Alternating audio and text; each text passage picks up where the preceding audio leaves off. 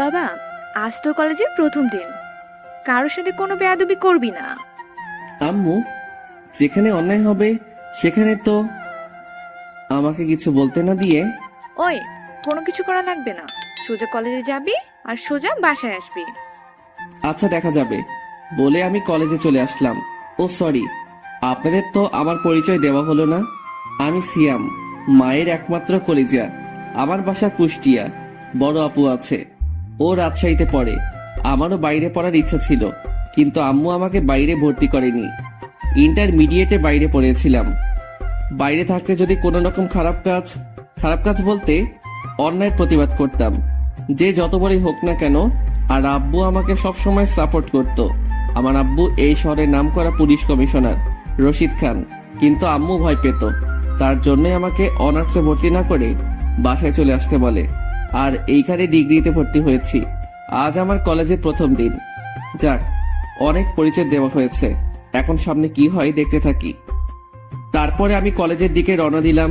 কিছুক্ষণ পর কলেজে পৌঁছে গেলাম। কলেজেই ঢুকতেই পাশে থেকে মেয়েলি কণ্ঠে কে যেন ডাক দিল। এই ছেলে। জি, আমাকে বলছেন? তুই ছাড়া তো এখানে আর কেউ নেই। দেখে বুঝলাম এরা কলেজের সিনিয়র আপু। আর একটা মেয়ে সবার মাঝে বাইকের উপরে বসে আছে, শার্ট প্যান্ট হাতে, ব্রেসলেট, পায়ে জুতো, সবকিছু দিয়ে ছেলের মতো লাগছে। জি ভাইয়া, বলেন। ওই, আমাদের দেখে কি তোর ভাইয়া মনে হচ্ছে? তো আপনাদের দেখে কোন দিক দিয়ে মেয়ে মনে হচ্ছে? তোর সাহস তো কম নয়, আমার মুখে মুখে তর্ক করছিস। পাশে তাকিয়ে দেখলাম দুইটা ছেলে কান ধরে উঠবস করছে। ওই, তোমরা কোন বর্ষ? জি ভাইয়া, প্রথম বর্ষ। উঠে দাঁড়িয়ে থাকো, আর উঠবস করা লাগবে না। ধন্যবাদ ভাইয়া। ভাইয়া বলা লাগবে না, আমিও প্রথম বর্ষে। ওই, তোর তো সাহস কম নয়, তুই প্রথম বর্ষ হয়ে আমার সাথে এইভাবে কথা বলছিস? জানিস আমি কোন বর্ষ? না, আর জানার কোনো ইচ্ছাও নেই। কুত্তার বাচ্চা, তোর সাহস তো কম নয়। বলার সাথে সাথে ঠাস করে পড়ে গেল। ও, সেটা আবার গালে না, ওই আপুর ঠোঁটে। ঠিক শুনেছেন, আমি ওনাকে চড় দেইনি, তাকে কিস করেছি। একে তো খারাপ কাজ করেছেন, তার উপরে আবার বাবা মাকে নিয়ে বাজে কথা বলছেন। আপনাদের মেয়ে বললে মেয়ে জাতিকে অপমান করা হবে, আর মেয়ে না হয়ে যদি ছেলে হতেন তাহলে এইখানে জবাব দিয়ে যেতাম। আমার এই ব্যবহার দেখে সবাই আমার দিকে হা করে তাকিয়ে আছে। তুই আমাকে চিনিস না, তোকে আমি পরে দেখে নিব। পরে কেন, এখনই দেখে নিন। আর আমি সিয়াম, বাসা নাম্বার রোডে নাম্বার। আর কি বললেন? আমাকে পরে দেখে নিবেন, সেটা আপনাকে কষ্ট করা লাগবে না বলে ওই মেয়েটার হাতে ফোন ছিল। ফোন নিয়ে আমার একটা ছবি তুলে নিলাম আর আমার নাম্বার দিলাম। এই যে আমার ছবি আর আমার নাম্বার, যখন দরকার হবে তখনই আমার ছবিটা ভালো করে দেখে নিবেন আর ফোন দিবেন বলে ওইখান থেকে চলে আসলাম। ভাইয়া, আপনার তো অনেক সাহস, আপনি একদম উচিত জবাব দিয়েছেন। আবার ভাইয়া কেন? বললাম তো আমরা সেম ইয়ার। আমি রাসেল, আর ও হলো রকি। আমি সিয়াম। আচ্ছা, আজ থেকে আমার ফ্রেন্ডস। Okay friends. আচ্ছা, ওই মেয়েটাকে? ওই মেয়েটা কলেজের সিনিয়র আপু, ওর বাবা এই কলেজের প্রিন্সিপাল, এবার শেষ বর্ষের ছাত্রী। ও আচ্ছা, চলো ক্লাসে যাই। বন্ধুর মাঝে নো তুমি, অনলি তুই। আচ্ছা চলো। তারপর আমরা ক্লাসরুমে চলে গেলাম। এইদিকে মিমি ও তার বান্ধবীরা। ওই ছেলেটার সাহস তো কম নয়, জুনিয়র হয়ে তোকে কিস করলো। ওই কুত্তার বাচ্চাকে পরে দেখে নিব, ও আমাকে চেনে। ওকে বোঝাবো আমি কি জিনিস। দেখ, এসব এখন বাদ দি, আর ক্লাসে চল। রাখ তোর ক্লাস, মাথা পুরো আগুন হয়ে আছে। যা তাড়াতাড়ি সিগারেট নিয়ে আয়। মিমির বান্ধবী সিগারেট নিয়ে আসলো। এইদিকে আমি ক্লাসের সবার সাথে পরিচিত হলাম। রাসেল, রকি আর একটা মেয়ে বান্ধবী হলো, ওর নাম ফারহানা। ক্লাস শেষ করে বাইরে এসে বসে গল্প করছিলাম তাদের সাথে। তখন রাসেল বলে উঠলো, দেখ বন্ধু, পিছনে মিমি আসছে। আমি পিছনে তাকিয়ে দেখলাম মিমি আপু আমাদের কাছেই আসছে। ও কাছে এসেই, ওই ছোট লোকের বাচ্চা, তোর সাহস কি করে হয় আমাকে কিস করার? আমাকে কিছু বলতে দেওয়ার সুযোগ না দিয়েই ওর পিছন থেকে হকি স্টিক বের করে গায়ের সর্বশক্তি দিয়ে আমার মাথার উপরে বাড়ি দিল। সাথে সাথে আমার মাথা ফেটে রক্ত বের হতে লাগলো। রক্ত দেখে আমার মাথা গরম হয়ে গেল। আর কিছু না ভেবে সজোরে দিলাম এক চর। মিমি চর খেয়ে তাল সামলাতে না পেরে একটা গাছের সাথে ধাক্কা খেয়ে অজ্ঞান হয়ে গেল। আমার মাথা দিয়ে এখনো রক্ত বের হয়ে যাচ্ছে। এরপর কি হলো আর মনে নেই। চোখ খুলে দেখলাম আমি হাসপাতালে, আর আমার পাশে রাসেল, রকি, ফারহানা বসে আছে। আমার জ্ঞান ফেরা দেখে রাসেল বলল, কি বন্ধু, এখন কেমন লাগছে? ভালো। বন্ধু, কিছু মনে করিস না। তোর আব্বু আম্মুর নাম্বার না থাকায় তাদের কাছে ফোন দিতে পারি নাই। না বলে ভালো করেছিস, আর আমাকে এইখানে আনার জন্য ধন্যবাদ। আরে ধন্যবাদ কেন, বন্ধু তো বন্ধুর বিপদে সাহায্য করবে, তাই না? আচ্ছা, মিমি আপুকে দেখলাম তখন অজ্ঞান হয়ে পড়ে গিয়েছিল। পাশে তাকিয়ে দেখ, তাহলেই বুঝবি। ফারহানার কথা শুনে পাশে তাকিয়ে দেখলাম আমার পাশের বেডে শুয়ে আছে। গাছের সাথে অনেক জোরে বাড়ি লাগার কারণে তার অনেক রক্ত বের হয়, তাই তাকে রক্ত দেওয়া হচ্ছে। এখনো জ্ঞান ফিরে নাই। ও, অনেক জোরে চটটা পড়ে গিয়েছিল রে। আচ্ছা থাক এখন সেসব কথা। তারপরে আমরা কথা বলছিলাম, তখন দেখলাম মিমি আপুর জ্ঞান ফিরল, আর আমাকে পাশের বেডে দেখে তার মাথা গরম হয়ে গেল, চিৎকার করতে লাগলো, আর তার হাত থেকে সুইটা খুলে ফেললো। তাতে আরো রক্ত বের হলো। ওই ছোট লোকের বাচ্চা এখানে কেন? আমি ওর সাথে এক রুমে থাকবো না। বলে লাফালাফি করছে। এতে মিমির হাতের রক্ত পুরা বেডে বেঁধে গেল। আমি ওর এমন দৃশ্য দেখে আর শুয়ে থাকতে পারলাম না। উঠে এসে মিমিকে ঠাস করে চর মেরে বললাম, ওই মেয়ে, সমস্যা কি আপনার? নিজেকে কি বিশ্বসুন্দরী ঐশ্বরিয়া ভাবেন? ইগোটা কমাবেন, আর কোনো কথা বলবেন না, চুপ করে থাকবেন। যদি এইবার চিৎকার করতে শুনি তাহলে এই সুই চোখের মধ্যে ঢুকিয়ে দেব। আমার কথা শুনে মিমি আর কোনো কথা বলল না। নার্স সব কিছু ঠিক করে দিল। আমিও আর ওইখানে না থেকে চলে আসলাম। বাসায় ঢুকতেই, এতক্ষণ কোথায় ছিলে? আর বাবা, তোর কি হয়েছে? তোর মাথায় ব্যান্ডেজ করা কেন? ওহ আম্মু, তুমি এত চিন্তা করো না তো, বেশি কিছু হয়নি, শুধু একটু কেটে গেছে। কিভাবে হলো? রাস্তা পার হতে গিয়ে সামান্য অ্যাক্সিডেন্ট হয়েছে। মিথ্যা বললাম, কারণ যদি সত্যি ঘটনা খুলে বলি তাহলে কাল থেকে আম্মু আর আমাকে কলেজে যেতে দিবে না। দেখে শুনে পার হবি তো। আম্মু এসব বাদ দাও তো, আর আমাকে খেতে দাও, অনেক ক্ষুধা লেগেছে। আচ্ছা, ফ্রেশ হয়ে নে। তারপরে ফ্রেশ হয়ে খেয়ে শুয়ে পড়লাম। মাথাটা একটু ব্যথা করছিল। শুয়ে থাকার কিছুক্ষণ পর ঘুম চলে আসলো। ঘুম ভাঙলো সকাল 8টায়। বাবা, এক ঘুমের সকাল। সকালে উঠে ফ্রেশ হয়ে কোনো রকম নাস্তার টেবিলে গেলাম। ওই, আজ দেখে শুনে রাস্তা পার হবি। ওকে আম্মু। তারপরে নাস্তা শেষ করে কলেজে চলে গেলাম। কলেজে গিয়ে দেখলাম রাসেল, রকি বসে আছে। কিরে দোস্ত, কেমন আছিস? ভালো, তোরা? ভালো। কখন আসলি? এই তো একটু আগেই। ও আচ্ছা। তারপরে আমরা বসে আড্ডা দিচ্ছিলাম, তখনই দেখলাম কে যেন পিছন থেকে ডাক দিল। তাকিয়ে দেখলাম মিমি আপু। মিমি আপু আমার কাছে এসেই আমাকে, আসলে আমি সত্যিই দুঃখিত, তোমার সাথে অনেক খারাপ ব্যবহার করেছি। মিমি আপুর কথা শুনে আমি সহ আমার সব বন্ধুরা অবাক হয়ে গেল। কাল পর্যন্ত গুন্ডি বলে চিনতাম, আর আজ একদিনে এত চেঞ্জ। ব্যাপার কি? কিছুই তো বুঝলাম না। অন্য কোনো ধান্দা করেছি নাকি? মনে মনে ভাবলাম। কি হলো, কথা বলছো না কেন? জি, আপু এসব মনে করে নিজেকে ছোট করবেন না। আর ভুল তো আমিও করেছি। না, তোমার থেকে আমিই বেশি করেছি। মিমি, মিমি বলে ডাকি। আপু বলতে কেমন লাগে? আচ্ছা আপু, এসব বাদ দিন এখন। আর তোমার নামটা যেন কি? জি আপু, আমার নাম সিয়াম। উফ, এত আপু আপু করছো কেন? আপনি আমার থেকে সিনিয়র তাই। তো কি হয়েছে, আজ থেকে আমার নাম ধরেই ডাকবে। কি বলছেন আপু এসব? আপনি তো আমার অনেক বড়। ওই, আমি বুড়ি হয়ে গেছি? না না, তাই নয়, আপনি দেখতে যথেষ্ট সুন্দরী। শোনো, আমি তোমার থেকে মাত্র 2 বছর বড়, তাই আজ থেকে আমাকে নাম ধরেই ডাকবে। ওকে আপু। আবারও আপু? সরি মিমি। মনে থাকে জানো। আর তোমার বাবা কি করে? একটা ছোটখাটো ব্যবসা করে। মিথ্যা বললাম, আসলে আব্বু পাওয়ার চলতে আমার ইচ্ছা করে না। আমি সাধারণভাবেই চলি, আর আমাকে দেখে কেউ বুঝতে পারবে না যে আমার আব্বু এই শহরের নামকরা কমিশনার। মিমির মুখের দিকে তাকিয়ে দেখলাম কেন একটু খুশি লাগলো ওর।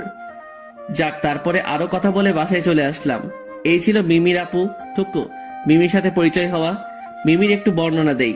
মিমি দেখতে অনেক মায়াবী, লম্বা লম্বা চুল, ঠোঁটের নিচে একটা কালো তিল আছে। কলেজের যে কেউ দেখলে ক্রাশ খাবে, কিন্তু ওর এমন গুন্ডি আচরণ দেখে কেউ ভয়ে কিছু বলতে পারে না। সব সময় ছেলেদের মতো পোশাক পরে থাকে। যাক, তারপরে বাসায় এসে ফ্রেশ হয়ে ঘুমিয়ে গেলাম। ঘুম ভাঙলো ফোনের রিংটনে। ফোন ধরার সাথে সাথে, ওই শালা, তাড়াতাড়ি চলে আয়, আজ ফাইনাল খেলা আছে। বলে ফোন কেটে দিল। আমিও উঠে তাড়াতাড়ি ফ্রেশ হয়ে মাঠের দিকে রওনা হলাম। ও, আপনাদের তো বলাই হলো না, তখন ফোন দিয়েছিল আমার ছোটবেলার একমাত্র কলেজের বন্ধু রনি। আমরা ক্লাস 10 পর্যন্ত একসাথে পড়েছিলাম। 10 পাশ করে দুইজন আলাদা হয়ে যাই। যাক, এইসব না বলে গল্পে ফিরি। মাঠে পৌঁছে দেখলাম আমার সব বন্ধুরা বসে আছে। রনি, মুন্না, নীল, রিয়াজ, সাকিব, সবুজ, আরো অনেকেই। ওই, তুই জানতি না আজকে ফাইনাল খেলা? জানতাম, ঘুমিয়ে পড়েছিলাম তাই। আচ্ছা, আমরা আগে ব্যাটিং পেয়েছি, তুই আগে যা। এইমাত্র আসলাম, তুই যা, আমি পরে নামছি। না, তুই আগে যা। আচ্ছা যাচ্ছি, তবে আউট হয়ে গেলে দোষ দিবি না কিন্তু। আচ্ছা যা। আসলে আমার ক্রিকেট খেলা ভালো লাগে না, কিন্তু ওদের জোরাজোরিতে খেলতে হয়। তারপরে আমি নামলাম, প্রথম থেকে শেষ পর্যন্ত খেললাম। 189 রান করলাম আমরা মোট। তারপরে ওরা ব্যাটিং করলো, অনেক কষ্টে জিতলাম। তারপরে খেলা শেষ করে বাসায় চলে গেলাম। বাসায় ফ্রেশ হতেই আব্বুর ফোন আসলো। আব্বু বলো। কোথায় আছিস বাবা? বাসায় আছি। ও, কোনো দরকার আছে আব্বু? আসতে হবে? আসলে ভালো হতো। এই তো চলে এসেছি আমি। তবে সাবধান, তোর আব্বু যেন বুঝতে না পারে। ওকে, তুমি চিন্তা করো না বলে আমি ফোনটা রেখে দিলাম। কাপড় চেঞ্জ করে বাইরে যেতেই আম্মু বলে উঠলো, আর পরের বার যেন এত রাত না হয়। তারপরে আমি চলে আসলাম আব্বুর কাছে, পুলিশ স্টেশনে। আব্বু বলো। এইমাত্র একটি লোককে ছেড়ে দেওয়া হলো। এখানে তার সবকিছু দেওয়া আছে, তুই তাকে ফলো করে যাবি, আর কোথায় যায় কি করে এভরিথিং সবকিছু দেখবি। Okay sir. স্যার? ডিউটির সময় স্যার। তারপরে আব্বুর কথা মতো ওই লোকটিকে ফলো করতে লাগলাম। আপনারা হয়তো আমার কথা কিছুই বুঝতে পারছেন না। আচ্ছা চলুন ভালোভাবে বুঝিয়ে বলি। আসলে আমার ছোটবেলা থেকে ইচ্ছা যে আমি কোনো সিক্রেট কাজ করব, মানে গোয়েন্দা। কিন্তু আমার আম্মু ভয়ে আমাকে এর মধ্যে ঢুকতে দেয় না, তবে আব্বু সবসময় সাপোর্ট করে। 6 আগে এই গোয়েন্দা বিভাগের মধ্যে আসি, আর এই বিষয়ের জন্য বাইরে থেকে 2 বছর ট্রেনিং নেওয়া আছে। আপনারা হয়তো ভাবছেন এই 2 বছর সময় কখন পেলাম।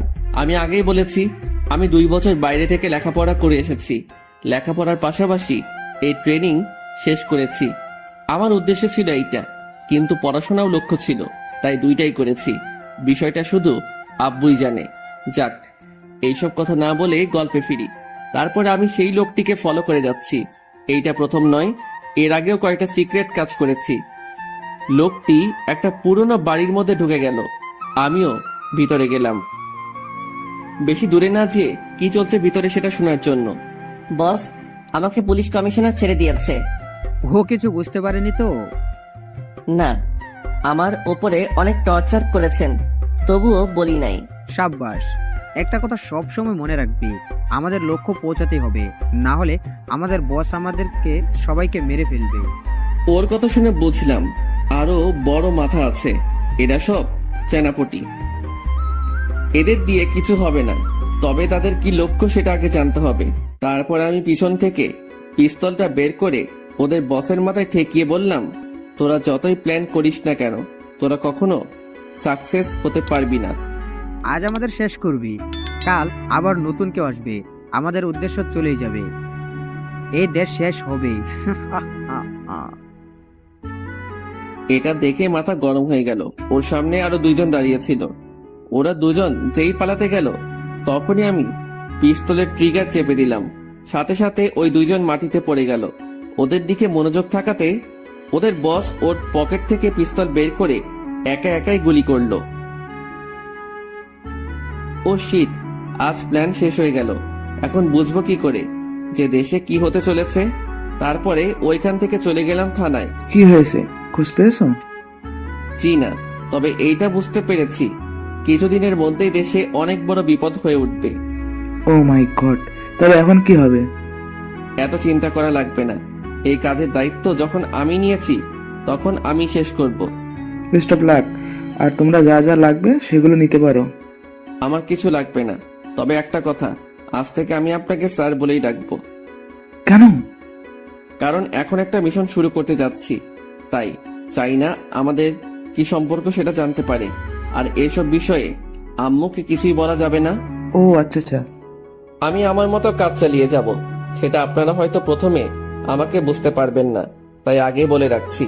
আমি যাই করি না কেন এই দেশকে রক্ষা করবই। মানে তোমার কথা বুঝলাম না, কি করতে চাইছো তুমি? সেটা না হয় পরেই বুঝতে পারবেন, আজ আসি বলে বাসায় চলে গেলাম। বাসায় পৌঁছাতে পৌঁছাতে রাত 8টা বেজে গেল। কলিং বেল বাজাতেই আম্মু এসে দরজা খুলে দিল। কোথায় ছিলে এতক্ষণ? আসছে বলে এত সময় লাগে? না মানে আম্মু, বন্ধুদের সাথে আড্ডা দিচ্ছিলাম, তাই রাত হয়ে গেছে, বুঝতে পারি নাই। ও আচ্ছা, ভেতরে যাও, আর পরের বার যেন এত রাত না হয়। জি আম্মু। তারপরে রুমে গেলাম। সত্যি আম্মুরা অনেক অদ্ভুত। ছেলের জন্য মায়ের মন সবসময় ব্যাকুল থাকে, ছেলের জন্য বাসায় ওয়েট করে থাকে। যদি ছেলের বাসায় আসতে রাত 1টাও বাজে, তাও বসে থাকবে ছেলে আসার জন্য। লাভ ইউ আম্মু। আমি আমার আম্মুকে অনেক ভালোবাসি, আর শুধু আমি না, পৃথিবীর সকলেই তার আম্মুকে ভালোবাসে।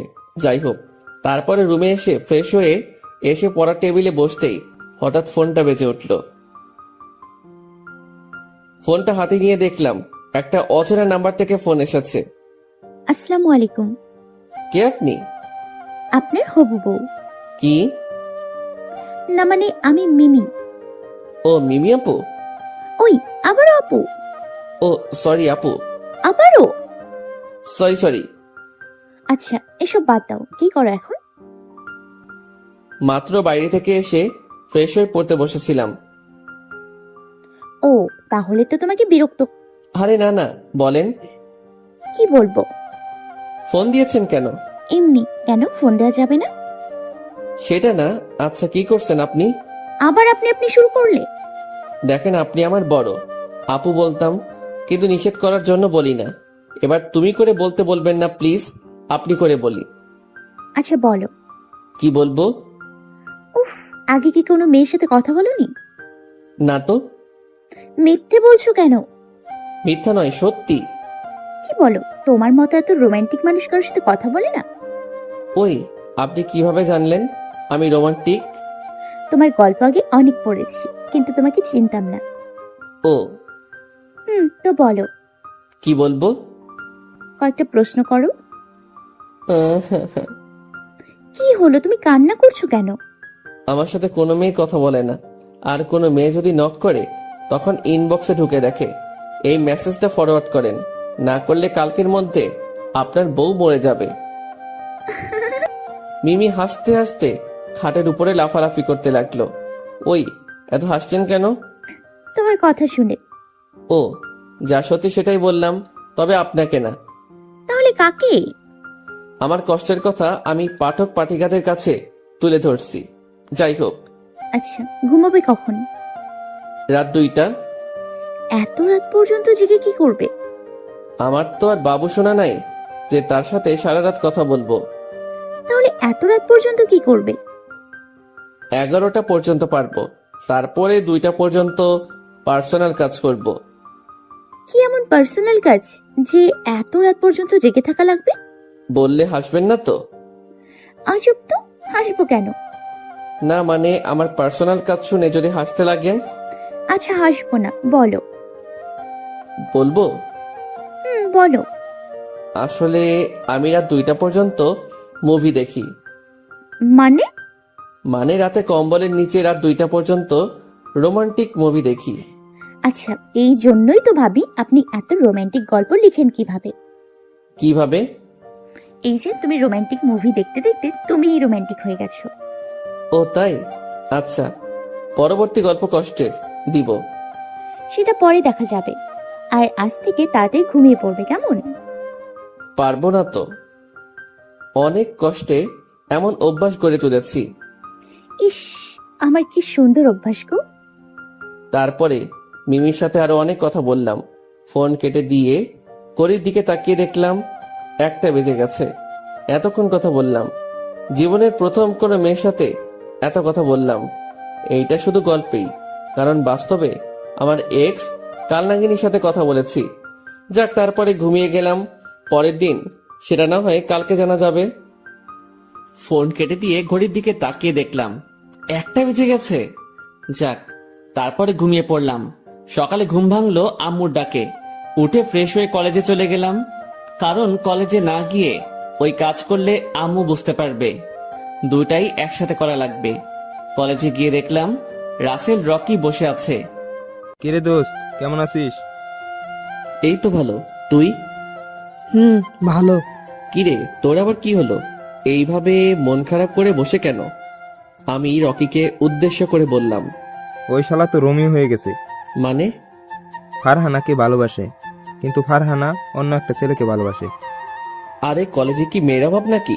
একটা গেছে অন্যটার পিছনে যা। না দোস্ত, আমি ওকে অনেক ভালোবাসি। কিন্তু তোকে তো ও ভালোবাসে না। সেই জন্য তো তোকে বললাম, এখন তুই সাহায্য করবি, কিভাবে করবি সেটা জানি না। ওই, আমি সাহায্য করব মানে? তুই যা শুনেছিস সেটাই, কিভাবে করবি সেটা তোর ব্যাপার, কিন্তু ফারহানা যেন আমার হয়। আমি পারবো না। পারবি না তো? অবশ্যই না। আচ্ছা দেখ আমি কি করি। আচ্ছা দেখি কি করিস। তারপরে রকি সবাইকে উদ্দেশ্য করে বলল, একটা ছেলে কথা আপনাদের কাছে বলি। একটা ছেলে যে ডিগ্রি প্রথম বর্ষে পড়ে, আর একটা মেয়ে শেষ বর্ষে পড়ে। তাদের প্রথম ঝগড়া দিয়ে শুরু হয়, পরে কিসিং, কেয়ারিং, আর এখন তাদের মধ্যে প্রেম চলছে। জুনিয়র সিনিয়রের প্রেম চলছে। তাদের নাম শুনবেন না? হুম। রকির কথা শুনে বুঝতে পারলাম ওই শালা আমার কথাই বলছে, তাই ওকে কিছু বলতে না দিয়ে বসিয়ে দিলাম। ওই শালা চুপ। আগে তুই বল, সাহায্য করবি? আচ্ছা আচ্ছা করব। ওকে বন্ধু। রাখ তোর বন্ধু। আচ্ছা বল, কখন বলবি? কালকে। কেন আজ বলবি না? শালা তোর মতো রোমিং না যে কি বলবো সেটা এখনই বলতে পারবো। রাতে ভেবে কালকে বলবো। রাজি হলে ভালো, আর না হইলে যা। আচ্ছা আচ্ছা তাই হবে। তারপরে ক্লাসে গেলাম। বাইরে গেলাম, দোস্ত আর ক্লাস করব না, একটু কাজ আছে। ও আচ্ছা, যা। আর আমার কথাটা মনে রাখিস। হুম ভাই থাকবে। তারপরে চলে আসলাম। কলেজের গেটের সামনে যেতেই দেখলাম মিমি আপু দাঁড়িয়ে আছে।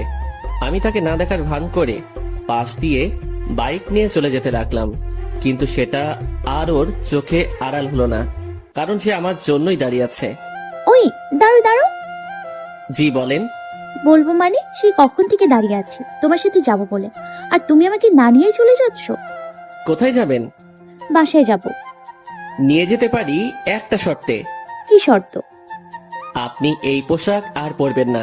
কাল থেকে বোরখা হিজাব পরে কলেজে আসবেন। কেন? আমি এগুলো পরে আসলে তোমার কি? না মানে এইগুলো করে আসলে আপনাকে ভালো লাগে না। আচ্ছা সব বাদ দিয়ে চলো। তারপরে মিমি বাইকে উঠে একবারে আমার সাথে মিশে বসলো। আপু। ওই কি বললে? না মানে বলছিলাম আপনি পিছনে একটু এগিয়ে বসেন। কেন? না মানে আমার কেমন যেন লাগছে। নিজেকে কন্ট্রোল করতে পারবে না তার জন্য বলছো, তাই তো? থাক, আর এত অবাক হওয়া লাগবে না, চলো। তারপরে বাইক চালাতে লাগলাম। মিমি আস্তে আস্তে আমার আরো অনেক কাছে চলে আসলো। এত কাছে আসলো যে তার গরম নিঃশ্বাস আমার ঘাড়ে পড়ছে। ইস, আমার সারা শরীর যেন কেঁপে উঠলো। একটা অনুভূতি কাজ করছিল, সেটা কাল পর্যন্ত আমার মাঝে ছিলই না। যাক, তারপরে আর বেশি চিন্তা করতে গেলে অ্যাক্সিডেন্ট করে ফেলবো। তারপরে মিমি আপুকে নামিয়ে দিয়ে এসে চললাম আমার উদ্দেশ্যে। কোথায় তুমি? আর কোনো কিছু খবর পেয়েছো? না ভাইয়া, তেমন কিছু পাইনি। এই কয়েকদিন কিছু অদ্ভুত ব্যাপার লক্ষ্য করছি। আচ্ছা তুমি এইখানে আসো বলে আমি ফোনটা কেটে দিলাম। ও হচ্ছে রাজ, ওর সাথে 2 বছর গোয়েন্দা বিভাগে একসাথে ট্রেনিং করেছিলাম। ওর থেকে আমি 1 বছরের বড়। যাক, তারপরে ওর বলা জায়গায় চলে আসলাম। বলো এবার, কেমন অদ্ভুত ব্যাপার দেখছো? ভাইয়া, আমি কয়েকদিন ধরে লক্ষ্য করে দেখলাম হাসপাতালে যে কোনো রোগী অপারেশন রুমে ঢুকলেই রোগী মারা যাচ্ছে বলে বোঝানো হচ্ছে, কিন্তু কাল একদিনই 25 জন মারা গিয়েছে। What, are you sure? আচ্ছা শোনো, তুমি কাল থেকে ওই হাসপাতালটা ফলো রাখবে। কি হচ্ছে সেটা আগে জানতে হবে। জি ভাইয়া। তবে সাবধান, কেউ যেন বুঝতে না পারে যে তুমি তাদেরকে ফলো করেছো। ওকে ভাইয়া। তারপর আমি বাসায় চলে আসলাম। বাসায় এসে ফ্রেশ হয়ে রুমে গেলাম। বিকেলে বাইরে বের হলাম না। রাতে রুমে বসেছিলাম। বসে থাকতে ভালো লাগছিল না, তাই মিমির কাছে ফোন দিলাম। একবার রিং বাজতেই সাথে সাথে ধরে ফেললো। মনে হয় ও অপেক্ষায় করে আছে।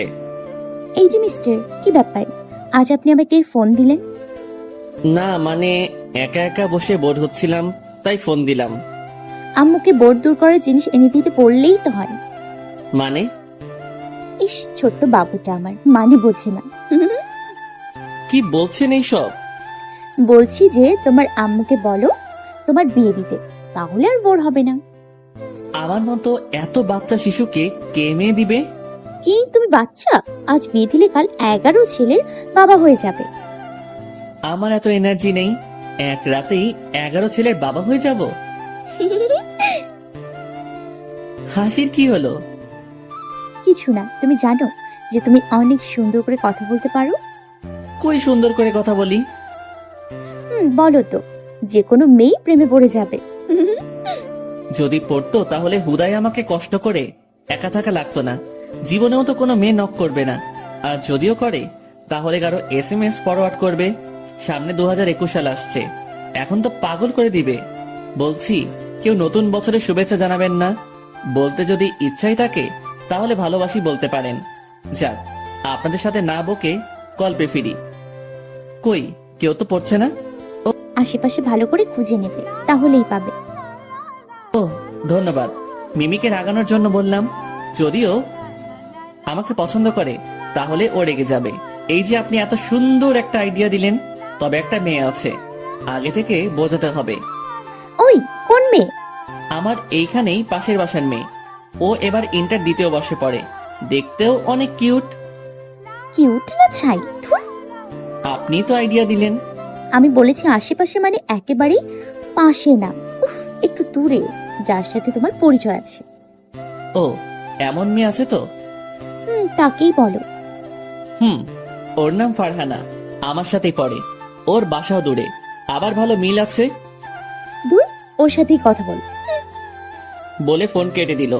আমি জানি ও রাগ করে ফোন কেটে দিয়েছে, কাল কলেজে গিয়ে কথা হবে, তাই আর ফোন দিলাম না। রাতে খাওয়া দাওয়া শেষ করে ঘুমাতে যাব, তখনই ফোনটা বেজে উঠলো। ফোন হাতে নিয়ে দেখলাম রাজ ফোন দিয়েছে। রাজ বলো। ভাইয়া, ওই হাসপাতালে একটা সিকিউরিটি গার্ড নেবে মর্গ দেখাশোনা করার জন্য। আপনি বললে আমি ওইখানে নিযুক্ত হতে চাই। তোমার সমস্যা হবে না তো? না ভাইয়া। আচ্ছা, হয়ে যাও, আর সব ইনফরমেশন গুলো আমাকে জানাবে। ওকে ভাইয়া। তারপরে ফোনটা কেটে দিলাম। রাতে শুয়ে শুয়ে মিমির কথা ভাবছিলাম। ও তখন রেগে ফোনটা কেটে দিল কেন? তাহলে কি মিমিও আমাকে পছন্দ করে? কিন্তু ও তো আমার 2 বছরের সিনিয়র। আমাদের সমাজ তো এইটা কখনোই মেনে নিবে না। আমিও এই কয়দিনে ওকে পছন্দ করে ফেলেছি, কিন্তু ওই একটাই ভয় আমার মনের মধ্যে চলছে। আচ্ছা, এইসব পরে ভাবা যাবেনি বলে ঘুমিয়ে পড়লাম। পরের দিন ঘুম থেকে উঠে কলেজে চলে গেলাম। কলেজে গিয়ে দেখলাম শালা রকি বসে আছে গেটের সামনে। এখন যে কি করি? কালকে ওকে বলেছিলাম যে আজ বলবো, কিন্তু কি বলবো? কাল রাতে মনে করেছিলাম মিমির কাছে থেকে জেনে নিব, কিন্তু সেও তো রাগ করে ফোনটা কেটে দিয়েছিল। কি যে করবো এখন? ওকে না দেখার ভান করে পাশ কেটে চলে যেতে লাগলাম। হঠাৎ পিছনে থেকে কে যেন আমার ঘাড়ে হাত দিল। কোথায় যাচ্ছ ভাইয়া? কালকের কথা মনে নেই? আরে রকি, তুই কখন আসলি? ভাই, তুই বাংলা সিনেমায় চান্স পেয়ে যাবি। মানে? এত সুন্দর অভিনয় তো শাকিব খানও করতে পারে না। শালা আমাকে না দেখার বান করে চলে যাচ্ছ, তাই না? আরে না, তোকে দেখতে পাইনি। এই 5 ফুট গেটের সামনে 6 ফুট মানুষ দাঁড়িয়ে আছে, আর তুই কিনা বলছিস তাকে দেখতে পাচ্ছিস না? সত্যি বলছি ভাই। থাক এইসব কথা, বাদ দে। আর আজকে যেভাবে হোক ফারহানাকে তুই রাজি করাবি। না মানে হয়েছে কি ভাই?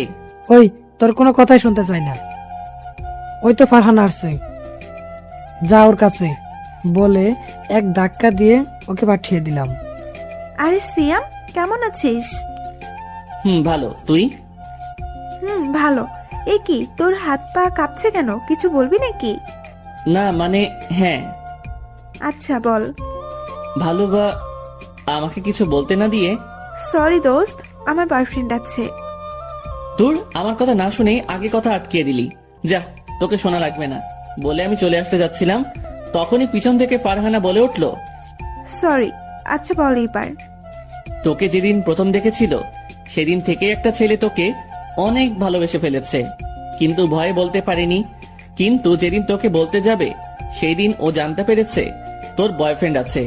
সেদিন থেকে ও পাগলের মতো হয়ে গেছে। একটা অদ্ভুত ব্যাপার কি জানিস? কি? তোকে পছন্দ করার আগেই ও ওর আম্মুকে বলেছিল। ওর আম্মুই ওকে প্রপোজ করতে বলেছিল সেই দিন, কিন্তু আর হলো না। ওর আম্মু তোকে পছন্দ করেছিল। এর মানে বুঝতে পারছিস? তুই কখনোই ঠকবি না ওই ছেলেকে ভালোবাসলে। ছেলেটি কে? সেটা জেনে কি করবি? তুই তো আর ওকে ভালোবাসিস না। তবে তুই খুব ভুল করলি। মনে করে রাখিস, তোর ভাগ্যটা তুই নষ্ট করবি প্লিজ, ছেলেটির নাম কি বল? না। তবে রাতে যদি সেই পাগল ছেলেটার কথা ভাবতে থাকিস, তোর ঘুম হচ্ছে না, কাল কলেজে এসে বলবি। তাহলে আমি নাম বলবো। বলে ফারহানা কথা বলার সময় না দিয়ে চলে আসলাম। শুধু ফারহানা কেন, এমন কথা যে কোনো মেয়েকে বললে তার কথা 100% ভাববেই। তারপরে আমি রকির সামনে গেলাম। কিরে, ও রাজি হয়েছে? কিছুই বলি নাই। ধুর, জানি তোর দ্বারা কাজ হবে না। আরে শালা, ফোন খারাপ করা লাগবে না, একটু ওয়েট কর, তাহলে ওই এসে তোকেই প্রপোজ করবে। সত্যি দোস্ত? হুম। দোস্ত, একটা ব্যাপার বুঝলাম না। কি? তুই যখন ওর কাছে গেলি তখন থেকে একটা বোরকা পরা মেয়ে তোর দিকে তাকিয়েছিল, আর এখনো আছে। কো? ওই যে ওই পাশে। ও আচ্ছা। তারপরে আমি ওই মেয়ের সামনে গেলাম। ওই মেয়ে, কি সমস্যা? বলতে দেরি, ঠাস করে চড় দিতে দেরি নাই। মারলেন কেন? এবার কলেজ পুরো অবাক করে দিয়ে ওই মেয়েটা আমাকে কিস করতে লাগলো। পুরো কলেজের ছাত্রছাত্রী আমাদের এই সিনেমা দেখছে আর মজা নিচ্ছে। ওই মেয়েটা আমাকে এমন ভাবে ধরে আছে যে আমার একটু নড়াচড়া করার ক্ষমতা নেই। একটা অদ্ভুত ব্যাপার হচ্ছে, মেয়েটা হিজাব পরে আছে, তো আমাকে কিস করছে কোন দিক দিয়ে? শুধু ঠোঁট দুটো দেখা যাচ্ছে। 5 মিনিট পর ছাড়লো। ওই মেয়ে, কে আপনি?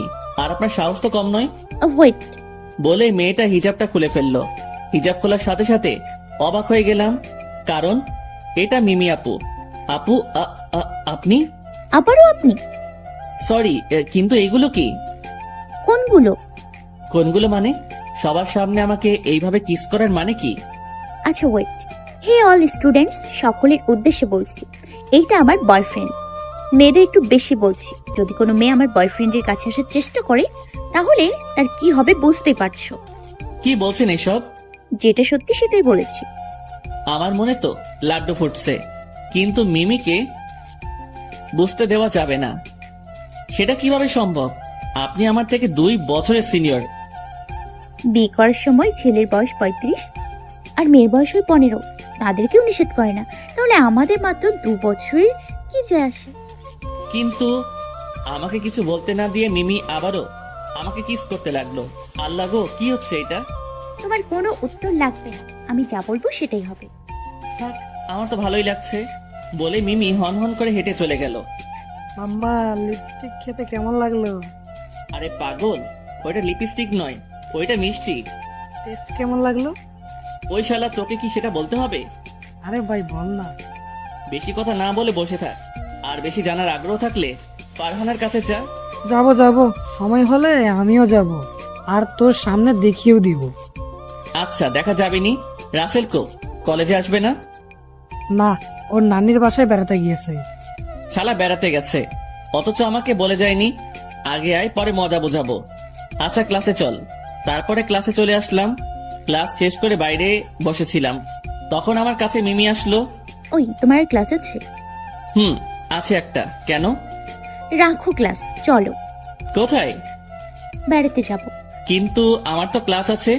চলো তো। আমার হাত ধরে টেনে বাইকের সামনে নিয়ে গেল। তারপরে আর কি, কোনো কথা না বাড়িয়ে বাইক চালাতে লাগলাম। কিন্তু কালকের থেকে আজ আমার অনেক কাছে এসে আমাকে জড়িয়ে ধরে আছে। আজ যেন কেমন কেমন লাগছে। একটু দূরে থাকেন প্লিজ। কেন, কষ্ট হচ্ছে বুঝি? মনে করেন সেটাই। আচ্ছা চলো তো, কিছুক্ষণ পর সব কষ্ট পুষিয়ে দিব। মানে? উফ, এত মানে মানে করছো কেন? আগে চলো। কোথায় যাব? যেদিক দিয়ে যেতে বলবো সেদিক দিয়েই যেতে থাকবে। জি। তারপরে মিমির কথা মতো যেতে লাগলাম। কিছুক্ষণ যাওয়ার পর, এ কি, এটা তো সিনেমা হল। এইখানেই তো রোম্যান্স হবে। মানে? এত মানে মানে করে লাগবে না, ক্যাবলা কান্ত। আগে ভেতরে চলো, তারপরে সব বুঝিয়ে দিচ্ছি। তারপরে মিমির কথা মতো সিনেমা হলে ঢুকলাম। মিমি টিকিট কেটে এক কর্নারে দুজনে বসলাম। আমি বসতেই মিমি আমার কোলের উপরে বসে পড়ল। এ কি, আপনি আমার উপরে বসছেন কেন? পাশে তো সিট আছেই। আচ্ছা তো কি হয়েছে, আমি তোমার কাছে আসবো। তাহলে একটা টিকিট কিনতেন, তাহলে 1টার টাকা বেঁচে যেত। ওই চুপ, কোনো কথা হবে না, চুপচাপ বসে থাকো। মিমির কথা মতো চুপচাপ বসে থাকলাম। কিছুক্ষণ পর হঠাৎ মিমি আমাকে কিস করতে লাগলো। কি হচ্ছে আমার সাথে? রিমি 5 মিনিট পর ছেড়ে দিয়ে বলল, ওই তুমি কি গাধা? কাদা হব কেন? সেটাই তো মনে হচ্ছে। কেন? আচ্ছা, এক হাতে কি কখনো তালি বাজে? না। আমাদেরও তাই হয়েছে। মানে সেটা পাশে তাকালেই বুঝবে। মিমির কথা মতো আমার পাশে তাকিয়ে দেখলাম একটা ছেলে একটা মেয়েকে কিস করছে। ওরা তো কিসিং করছে। সেটা তো করছে, কিন্তু ওদের মতো আমাদের কোনটা মিল নেই দেখো তো। আমি ভালোভাবে দেখে বললাম, কই, সবই তো ঠিক আছে। এই জন্যই তো তোমাকে গাধা বলি। এবার আচ্ছা দেখো, ওরা একে অপরকে রেসপন্স করছে, আর কিসিং এ এটাই আসল। একজন আরেকজনকে রেসপন্স না করলে সেই কিসিং এর মজা হয় না। আচ্ছা, আপনি এত কিছু জানলেন কিভাবে? টিভিতে দেখে শিখেছি। ও, এইবার শুরু করবে, আর আমি যেভাবে যেভাবে করব তুমি আমার সাথে সেভাবে সাড়া দিয়ে যাবে। আচ্ছা। আচ্ছা বলতে দেরি, মিমির অ্যাটাক করতে দেরি নাই। মিমি আমার ঠোঁট চুষতে লাগলো, আমিও মিমির সাথে রেসপন্স দিতে লাগলাম। এইভাবে অনেকক্ষণ চলল। মিমি এখনো আমার কোলের উপরে বসে আমাকে শক্ত করে জড়িয়ে ধরে কিস করেই যাচ্ছে। এইভাবেই চলতেই যাচ্ছে। আমারও অনেক অনেক অনেক অনেক অনেক ভালো লাগছে। এমন মজা জীবনে কখনো পাইনি। জীবনে প্রথম কিস মিমির সাথেই, আবার সেটা যদি হয় সিনিয়র আপুর সাথে, উফ, মজাই আলাদা।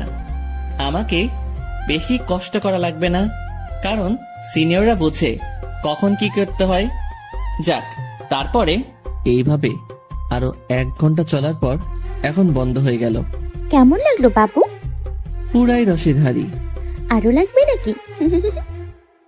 মন্দ হয় না, তবে এইবার হবে আমার স্টাইলে বলে আমি মিমির গাল ধরে শুরু করে দিলাম ফিল্ম স্টাইলে। এইভাবে আরো 1 ঘন্টা চলল। ছেড়ে দেওয়ার পর, ওয়াও, তুমিও তো সেই পারো। পাগলি, আমি একজন রাইটার। তাই তো। সরি, আমি আপনাকে পাগলি বলে ফেলেছি। আরে পাগল, আমিই তো তোমার পাগলি, আর আজকে আমাকে পাগলি বলেই ডাকবে। ওকে, 2 ঘন্টার মুভি, আমরা 2 ঘন্টা কিসিং এই শেষ করে দিলাম। অনেক ভালো, তাই না? খুব ভালো। তারপরে সিনেমা শেষ হয়ে গেল। আমরা তো আর সিনেমা দেখি নাই। সিনেমা হল থেকে বের হয়ে মিমিকে নিয়ে চলে আসলাম। তারপরে তাকে বাসায় নামিয়ে দিয়ে বাসায় চলে আসলাম। বাসায় পৌঁছাতে পৌঁছাতে সন্ধ্যা হয়ে গেল। বাসায় এসে ফ্রেশ হয়ে খেয়ে আবার বাইরে চলে আসলাম। বাইরে বলতে রাজের কাছে। ও আমাকে ফোন দিয়েছিল, তাই এখন আমি ওর কাছে যাচ্ছি। কিছুক্ষণ পর রাজের কাছে পৌঁছে গেলাম। রাজ বলো। সরি ভাইয়া, এখানে কিছুদিন ধরে বড় ধরনের কিছু চলছে, কিন্তু আজ পর্যন্ত কিছুই বুঝতে পারছি না। আচ্ছা, তুমি কি শিওর যে এই হাসপাতালে কোনো সমস্যা চলছে? অনেক বড় ধরনের কিছু চলছে, কিন্তু কি সেটাই বুঝতে পারছি না। আচ্ছা, সমস্যা নেই, আর কিছুদিন দেখো। আচ্ছা ভাইয়া। ওকে। তারপরে চলে আসলাম। বাসায় পৌঁছতে বেশ রাত হয়ে গেল। বাসায় গিয়ে দেখলাম আব্বু আম্মু বসে আছে। কোথায় ছিলে এতক্ষণ? একটু কাজ ছিল। কি কাজ শুনি? আসলে ওই তো লেখাপড়ার পাশাপাশি আউটসোর্সিং এর কাজ চলছে। তাই তোমাকে ভয়ে বলতে পারি না। এই কথা, ভয়ের কি আছে? এমনি আম্মু। কিন্তু তোর তো ল্যাপটপ নেই। আম্মু, আব্বুকে ল্যাপটপ কিনে দিতে বলেছি, কিন্তু আব্বু দিচ্ছে না। কেন দিচ্ছে না? জানি না। ওই, সিয়ামকে ল্যাপটপ কিনে দিচ্ছ না কেন? না মানে। কোনো মানে নয়, কাল যেন কিনে দেয়া হয়। আচ্ছা। আমি তো মনে মনে সেই খুশি, এতদিন পর ইচ্ছা পূরণ হচ্ছে। সুযোগের সদ্ব্যবহার করে নিলি। কি বললে? কাউকে কিছু না তো। আব্বু আমার আম্মুকে দেখে সেইরকম ভয় পায়। থ্যাঙ্কস আম্মু। তারপরে রুমে চলে গেলাম। রাতে খাওয়া দাওয়া শেষ করে কম্বলের মধ্যে ঢুকে মুভি দেখছিলাম। রাত 1টা ছুঁই ছুঁই। হঠাৎ ফোনটা বেজে উঠল। দেখলাম মিমি ফোন করেছে। এই রে, এখন যদি ফোন ধরে বলি আমি মুভি দেখছি, তাহলে আমাকে শেষ করে দিবে। প্রথমবার ফোন ধরলাম না, পরের বার ফোন ধরলাম। বলেন। কি করছিলে তুমি? ঘুমাচ্ছিলাম তো। মিথ্যে বলবে না, সত্যি করে বলো। না মানে হয়েছে কি। থাক, আর বলা লাগবে না। এক্ষুনি চলে আসো আমার বাসায়, ঘুম হচ্ছে না আমার। মাথা ঠিক আছে আপনার? এখন রাত 1টা বাজে, তার উপর শীতের রাত। এত কিছু জানি না, এক্ষুনি আসবে সেটাই জানি। বলে ফোন কেটে দিল। এইদিকে আমি পড়লাম মহা বিপদে। এত রাতে ঠান্ডার সময় বাইরে যাব কি করে? কিন্তু না গেলেও তো হবে না। ধুর, আর কিছু না ভেবে উঠে ফ্রেশ হয়ে বের হয়ে আসলাম। ওর বাসা থেকে আমার বাসা বেশি দূরে ছিল না, তাই বেশি একটা সময়ও লাগলো না। ওর বাসায় পৌঁছালাম, কিন্তু ওর বাসা তো 2 তলা। এখন বুঝবো কি করে ওর রুম কোনটা? উপরের রুমে দেখলাম লাইট জ্বলছে, ভাবলাম ওইটাই ওর রুম। যেই ভাবা সেই কাজ, অনেক কষ্টে পাইপ বেয়ে উপরে উঠলাম। আমার আইডিয়াই ঠিক ছিল, ওইটাই মিমির রুম। দরজা খোলাই ছিল, তাই ভিতরে গিয়ে দেখলাম মিমি ঘুমিয়ে আছে। ওর মাথার পাশে বসলাম। মিমিকে ঘুমন্ত অবস্থায় দেখতে জেনে ঠিক জান্নাতি হুরের মতন লাগছে। ওর মাথায় হাত বুলিয়ে দিতে লাগলাম। হঠাৎ তার ঠোঁটের দিকে বদ নজর চলে গেল। কন্ট্রোল সিয়াম, কন্ট্রোল। ওইটা তো সিনিয়র আপু। আরে ধুর, ওর কথা বাদ দে। ও তো তোকে ভালোবাসে, তাহলে তোর সমস্যা কোথায়? আর ভালোবাসা কখনো বয়স মানে না। শালা নিজে এখন কনফিউজড হয়ে গেলাম। ধুর, যা হয় পরে দেখা যাবে। বলেই মিমির ঠোঁট চুষতে শুরু করে দিলাম। এইদিকে মিমি আমার ঠোঁটের স্পর্শ পেয়ে কেঁপে উঠল আর মিটমিটে হাসতে লাগলো। তার মানে ও এতক্ষণ ঘুমের অভিনয় করেছিল। ও আমার সাথে রেসপন্স দিতে লাগলো। থাক না, অভিনয় করলে কি, ভালোই তো লাগছে। যাক, তারপরে এইভাবে কিছু সময় চলার পরে ছেড়ে দিলাম। কি হলো, ছেড়ে দিলে কেন? ঠান্ডা লাগছে আমার। ও, এই ব্যাপার। বলে মিমি আমাকে কম্বলের মধ্যে নিয়ে ও আমার বুকের উপর চেপে বসে, আবারও ঠোঁট মিলিয়ে দিল। উফ, এত মজা লাগছে যে বলে বোঝাতে পারবো না। এইভাবে আরো কিছু সময় চললো। হঠাৎ আজানের ধ্বনি কানে আসলো। হঠাৎ মানে ভোর হয়ে গেছে, তাই ওই ছাড়েন তাড়াতাড়ি। কেন? কেন মানে আজান দিচ্ছে, শুনতে পাচ্ছেন না? তো কি হয়েছে? কিছু হয়নি, তবে অনেক কিছু হতে পারে এখন। কিছুই হবে না, শুধু বিয়ে দিয়ে দেবে। পাগল নাকি? এখন আপনাকে বিয়ে করতে যাব কোন দুঃখে? ওই কি বললি, আমাকে বিয়ে করবি না? আরে আমি সেটা বলি নাই। তাহলে কি বলছো? বলছি এখন বিয়ে করব না, পরে বিয়ে করব, কিন্তু এখন আপনাকেই ভালোবাসবো। সত্যি তো? সত্যি। আচ্ছা যাও। বলে মিমি আমার কপালে একটা কিস করে জড়িয়ে ধরলো। যাক, তারপরে আবার চুপি চুপি নিচে নেমে আসলাম। যাক বাবা, বাঁচলাম। যে ভয় পাচ্ছিলাম, কিন্তু এই কথাটা আমি ভুল ভেবেছিলাম। পিছনে তাকিয়ে দেখলাম জিনিস, হাতে জিনিস নিয়ে দাঁড়িয়ে আছে। মানে দারোয়ান তো নয়, যেন উগান্ডায় থেকে আসা নিগ্রো। তার উপরে হাতে থাকা চকচকে তেল দিয়ে মালিশ করা লাঠি। বুঝতেই পারছি আজ কপালে শনি আছে। আসসালামু আলাইকুম চাচা। চাচার নাম কি? চাচার বাসা কোথায়? এসব কথা বাদ দিয়ে বলো, উপরে কি চলছিল? কোন উপরে চাচা? ওই যে 2 তলায়। বলে চাচা হাত দিয়ে দেখালো। এইদিকে আমি ফুরুত আমার দিকে তাকিয়ে দেখে আমি দৌড় দিয়েছি। চাচা দেখতে দেখতে আমি কুয়াশার মধ্যে হারিয়ে গেছি।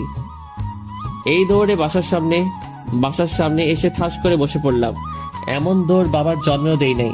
বসে আছি, পিছনে থেকে বলে উঠলো, এত ভোরে কোথায় গিয়েছিলে? এই রে, মামা যদি আম্মুকে বলে দেয় তাহলে আমি শেষ। জগিং করতে গিয়েছিলাম মামা। কিন্তু দরজা তো বন্ধ আছে, আপনি কিভাবে গেলেন? আর আপনাকেও তো দেখলাম না। যেই দিক দিয়ে যাই না কেন সেটা তোমাকে জানা লাগবে না। তুমি তাড়াতাড়ি গেট খুলে দাও। আমি কিছুটা রেগে বললাম। এইভাবে না বললে মামা সারাদিন এমন প্রশ্ন করেই যাবে। তারপরে মামা খুলে দিল, আর আমিও চুপি চুপি রুমে গিয়ে শুয়ে পড়লাম। সকালে আম্মু এসে, আইসি আমন, কলেজে যাবি না? আম্মু একটু পরে উঠছি, তুমি যাও এখন। মাত্র তো আসলাম। কি বললি? মাত্র আসলি মানে? কোথায় ছিলি তাহলে? না না আম্মু, আমি তো বললাম সাধারণত ঘুম হয়নি, এইমাত্র ঘুমালাম তাই। তো সারা রাত কি করেছিস? গরমে ঘুম হয়নি। শীতের সময় গরম? না মানে ঠান্ডার জন্য। ও আচ্ছা, ওর তাড়াতাড়ি 9টা বেজে গেছে। বলে আম্মু চলে গেল। তারপর আমি ঘুম থেকে উঠে ফ্রেশ হয়ে নাস্তার টেবিলে গিয়ে দেখলাম আব্বু বসে আছে। Good morning. Good morning. ওদিকে কত দূর হলো? মোটামুটি হয়েছে, আর কিছুদিনের মধ্যেই হয়ে যাবে। কি হয়ে যাবে? না মানে সিয়ামের আউটসেটিং এর কাজ। সিয়াম, তোমার আব্বু তোমাকে ল্যাপটপ কিনে দিয়েছে? না আম্মু। কি গো, কি কথা ছিল? না মানে এই তো এখনই কিনে নিব। চলো বাবা। ওকে। তারপরে খাওয়া দাওয়া শেষ করে আমি আর আব্বু শোরুমে চলে গেলাম। তারপরে ওইখানে থেকে ল্যাপটপ কিনে নিয়ে আমি কলেজে, আর আব্বু পুলিশ স্টেশনে চলে গেল। কলেজে এসে দেখলাম সবাই চলে এসেছে। আমাকে দেখে রকি দৌড় দিয়ে আমার কাছে এসে বলল, ভাই আজ কিন্তু বলাই লাগবে। কি বলবো? ওই কথা। তোকে বলেছি না বেশি ব্যস্ত হবি না। ওই তোকে ভালোবাসার কথা বলবে। সেটা কি আমাকে বুড়ো হওয়ার পরে বলবে? না অপেক্ষা কর, হয়ে যাবে। আচ্ছা। তারপর দেখলাম ফারহানা আমাদের সামনে আসলো। ওই সিয়াম, এদিকে আয়। বল। রাতে ওই ছেলের কথা ভেবে সারা রাত ঘুম হয়নি। সারা রাত ওর কথা চিন্তা করেছি। প্লিজ ওই ছেলেটার নাম বল না। আচ্ছা, এর মানে কি জানিস? কি? তুই অজান্তেই ওই ছেলের প্রতি দুর্বল হয়ে পড়েছিস। কাল পর্যন্ত ওর সাথে কথাই বলতিস না, আর আজ ওর নাম শোনার জন্য কেমন পাগল হয়ে গেছিস। কিন্তু আমার তো বয়ফ্রেন্ড আছে, তার জন্য তো আমার মন কখনো এত ব্যাকুল হয়নি। এটাই রিয়েল ভালোবাসার চিহ্ন। আচ্ছা এইসব বাদ দে, ওই ছেলেটার নাম কি সেটা বল। সেটা তো বলা যাবে না। কেন? তুই আগে ভেবে দেখ তোর মন কি চাচ্ছে, তারপরে আমি ওকে তোর সামনে নিয়ে আসবো। এইসব ভাবার সময় নেই, আগে আমাকে ওকে দেখা লাগবে। আচ্ছা, আমি ওর নাম্বার ছাড়া কিছু দিতে পারবো না। যদি লাগে তাহলে বল, দিয়ে দিচ্ছি। আচ্ছা দে। তারপর আমি ফারহানাকে নাম্বার দিয়ে চলে আসলাম। কিরে তুই নাম বললি না কেন? আগে বলেছি বেশি ব্যস্ত হবি না, অপেক্ষার জিনিস মিষ্টি হয়। ওকে। আমরা গল্প করছিলাম, তখনই দেখলাম মিমি আমাদের দিকে তাকাচ্ছে। দোস্ত দেখ, সিনিয়র ভাবি আসছে। মানে? তোর সিনিয়র আপু থুকু গার্লফ্রেন্ড আসছে। দেখ, ফাজলামো না করে বসে থাক। এদিকে মিমি আমাদের কাছে এসে বলল, হাই সিয়াম, হ্যালো। তোমাদের মাঝে কি বসতে পারি? শিওর ভাবি। ওই চুপ। মিমি কিছু বলল না, শুধু মিটমিটে হাসি দিল। তো তোমরা সবাই কেমন আছো? জি ভালো, আপনি? আলহামদুলিল্লাহ। ও, তো তোমরা কি গল্প করছিলে? আসলেই আমাকে না বলতে দিয়ে রকি বলল, আসলে আমাদের গল্প তো আপনাকে বলা যাবে না। কেন? সিয়াম, ওই গল্পটা তো বলা যাবে না, তাই না? কি বলছিস? কোন গল্প? ওই যে ওই গল্প। কি গল্প আমাকে বলো। আসলে ও ফারহানাকে ভালোবাসে, আর ও ভাবছে আজ তাকে প্রপোজ করবে। কি বললে? আপু, ফারহানা আমাদের বান্ধবী, আর ফারহানা সিয়ামকেও পছন্দ করে। ওই কি বলছিস এসব? যেটা সত্যি সেটাই বলেছি, তুই কিছু মনে করিস না বন্ধু। মিমি আমার দিকে অগ্নি দৃষ্টিতে তাকিয়ে আছে। আল্লাহ গো, কি হবে এখন কিছুই বুঝছি না। রকি আমার দিকে তাকিয়ে মুচকি মুচকি হাসছে। শালা তোর মজা পরে বোঝাবো, আগে ঝড় সামনে নেই। আমার সাথে একটু আসো তো। কোথায়? ওইদিকে একটু কাজ আছে। কি কাজ? এইখানেই বলবি না? আগে আসো, পরে বলছি। বলে মিমি আগে চলে গেল। শালা তোর মজা পরে বোঝাবো। তোর যদি প্রেমে বাস না দেয়, আমার নাম সিয়াম না। এমন বলিস না দোস্ত। ওকে আর কিছু বলতে না দিয়ে মিমির পিছনে পিছনে যেতে লাগলাম। মিমি হেঁটেই যাচ্ছে। আল্লাহ জানে এখন কি হতে চলেছে। তারপরে দেখলাম মিমি একটা রুমে ঢুকে পড়লো। আমার দরজার সামনে দাঁড়িয়ে আছি। কি হলো, ভেতরে আসছো না কেন? না মানে কেউ দেখলে তো সমস্যা হবে। কলেজ আমার বাবার, আমি সেটা বোঝাবো। আচ্ছা আসছি। আমার খেল খতম হয়ে আসছে, বুঝতেই পারছি। আমি ভিতরে ঢুকতেই মিমি দরজা বন্ধ করে দিল। কি ব্যাপার? আপনি দরজা বন্ধ করে দিলেন কেন? আজ এই রুমে একজনের খুন হবে। আমি তোতলাতে তোতলাতে বললাম, মানে? মানে আপনাকে খুন করে জেলে যাব। কিন্তু কেন? আমি বাদে অন্য মেয়ের সাথে টাঙ্কি মারা, তাই না? দেখাচ্ছি মজা। বিশ্বাস করেন, ও আমার শুধু বন্ধু, এর থেকে বেশি কিছু না। শুধু বন্ধু, তাই না? তাহলে ও ওই কথা কেন বললো? আপনাকে রাগানোর জন্য বলেছে। থাক, আমি নিজের চোখে দেখেছি। তোমাকে আর কিছু বলা লাগবে না। না মানে? ওই চুপ, কোনো কথা হবে না। মিমির কথা শুনে আমি চুপচাপ মাথা নিচু করে দাঁড়িয়ে আছি। এর শাস্তি আজ পেতেই হবে। সরি। চুপ, কোনো কথা বলবে না। আর কিছু বললাম না। তারপরে অবাক করে মিমি আমাকে ঠাস করে কিস করতে লাগলো। আমি তো পুরাই অবাক, কি করছে মিমি?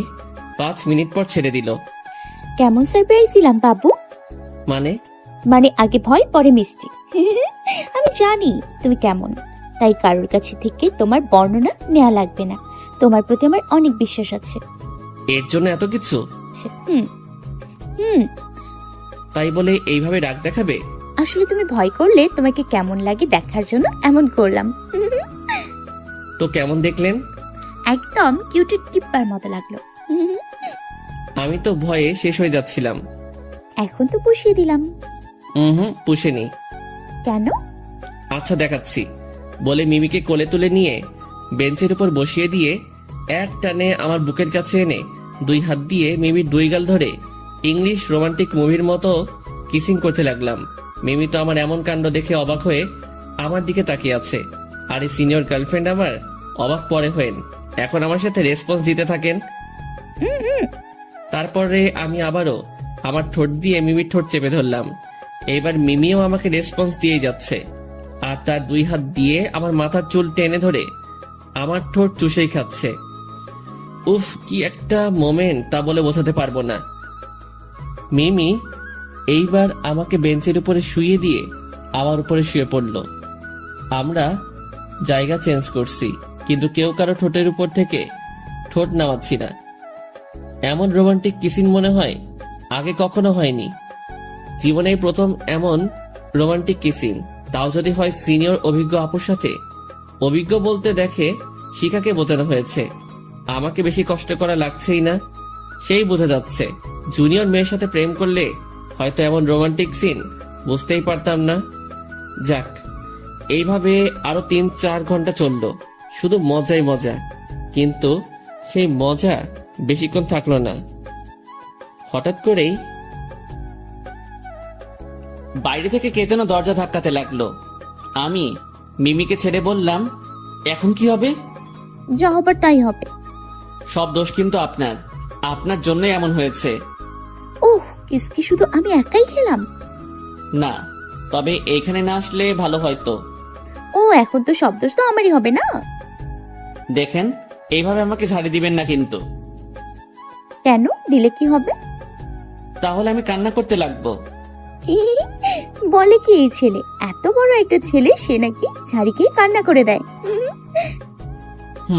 আর আমি কি আপনার মতো বুড়ি নাকি? আমি তো ছোট একটা বাচ্চা। ইস, আসছে আমার বাচ্চা ছেলে। ওই, আমি কি বুড়ি নাকি? না মানে, আপনি তো আমার থেকে অনেক বড়। কত হবো তাও? 100 বছর? কি বলেন এসব? যা সত্যি সেটাই তো বলেছি। আচ্ছা, এসব কথা বাদ দিয়ে আগে দেখি বাইরে কে আছে। তুমি গিয়ে দরজাটা খুলে দাও। আমি যাব কেন? দরজা আপনি বন্ধ করেছেন, আপনি যাবেন। তুমি যাবে না? আমি চিৎকার দিব। চিৎকার দিবেন কেন? বলবো তুমি আমাকে জোর করে এই রুমে নিয়ে এসছো। কি এত বড় মিথ্যা কথা? সেটা আমি আর তুমি জানি, বাইরের কেউ তো জানে না। আমি আর কিছু না বলে দরজা খুলে দিলাম। দরজা খুলে দেখলাম আমার হারামিগুলো দাঁড়িয়ে আছে, রকি, রাসেল, বাপ্পি আর ফারহান। সরি দোস্ত, আমার জন্য তোকে অনেক মার খাওয়া লাগলো। তখন আমি মজা করে বলেছিলাম। আরে কি শুরু করলি তোরা? থাক, আর মিথ্যা বলা লাগবে না। তুমি রুমে ঢুকে সব লিপস্টিক খেয়ে এখন মিথ্যা বলছো। তোমরা আসার সময় পেলে না? দেখছোই তো ভেতরে রোম্যান্স চলছে। সরি আপু, আমরা বুঝতে পারি নাই। It's okay. চল দোস্ত, ক্লাসে যেতে হবে। ওই দাঁড়া, আগে তোর ঠোঁটের নিচে থেকে লিপস্টিকটা মুছে ফেল। তারপরে ফ্রেশ হয়ে ক্লাসে চলে গেলাম। মিমিও তার ক্লাসে চলে গেল। এইদিকে ক্লাসের মধ্যে রকি বলল, কিরে ভাই কি হলো এটা? কোনটা? মিমি আপুকে পান দিলাম তোকে বাঁশ দেওয়ার জন্য, কিন্তু সেটা তো হলোই না, উল্টো তুই মিষ্টি মুখ করলি। সবার কপালে সব জিনিস থাকে না, যেমন তোর কপালে ফারহানা নেই, আর যদিও থাকে তাহলে সেটার বাস আমি দিব। দোস্ত এভাবে বলিস না, তাহলে আমি মরেই যাব। শালা, তখন আমাকে বাস দেওয়ার সময় এই কথা মনে ছিল না? সরি দোস্ত, আমি তো মজা করছিলাম। ওই মজাই আজ থেকে তোর সাজা। দোস্ত এই কথা বলিস না। দেখ শালা, এখন কেমন লাগে? আমার বুকের বাম পাশে চিনচিন করছে। কথা বলছিলাম, তখন রুমে স্যার ঢুকলো। তারপরে ক্লাস শেষ করে বাইরে আসলাম। বাইরে বের হতেই রাজের ফোন আসলো। রাজ বলো। ভাইয়া ইমার্জেন্সি হাসপাতালে আসেন। কেন, কি হয়েছে? আগে আসেন পরে বলছি। আচ্ছা আসছি।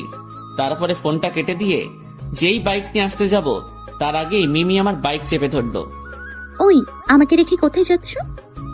ইমার্জেন্সি কাজ আছে, তাই যাচ্ছি। আমাকে ছাড়া আর কি এমার্জেন্সি কাজ আছে? আমিও যাব তোমার সাথে। জানি ও আর আমাকে একা যেতে দিবে না, আবার নিয়ে গেলেও সিক্রেট থাকবে না। আপনি থাকেন, আমি পরে নিয়ে যাচ্ছি। না। বলে মিমি আমার বাইকে উঠে আমাকে পিছন থেকে জড়িয়ে ধরে রাখলো। আর কিছু না বলে আমরা হাসপাতালে চলে গেলাম। হাসপাতালে গিয়ে দেখলাম রাজ বাইরে দাঁড়িয়ে আছে। আমাকে দেখে আমার সামনে আসলো। ভাইয়া ভিতরে চলেন। কে এটা?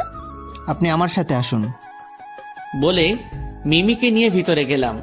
ভিতরে রোগীদের আসনে বসিয়ে দিয়ে বললাম, এইখানে চুপচাপ বসে থাকবেন, কোথাও যাবেন না। মিমি ব্যাগ থেকে ফোনটা বের করে টিপতে লাগলো, আর আমিও রাজের সাথে ভিতরে চলে গেলাম। কোথায় যাচ্ছি আমরা? মর্গের রুমে। তারপরে ওইখানে গিয়ে রাজ বলল, এই যে দেখেন। তারপরে মর্গে যা দেখলাম তা দেখে অবাক হয়ে গেলাম, কারণ ওইখানে সব লাশ আছে, আর লাশের সাদা কাপড়ের উপর দিয়ে রক্তে ভরে আছে। সব লাশের কাপড়ে রক্ত কেন? এটাই তো রহস্য। মানে? মনে হচ্ছে রোগীকে অপারেশন রুমে ঢুকিয়ে রোগীর পেটের মধ্য দিয়ে দামি জিনিসগুলো বের করে নিচ্ছে। সেইগুলো কি কি? সেগুলো কি সেটা আমি এখনো বুঝতে পারি নাই, কিন্তু আন্দাজ করে বলতে পারছি যে রোগীর দামি কিছুই নেওয়া হচ্ছে। আচ্ছা, তোমাকে একটা কাজ করা লাগবে। কি কাজ ভাইয়া?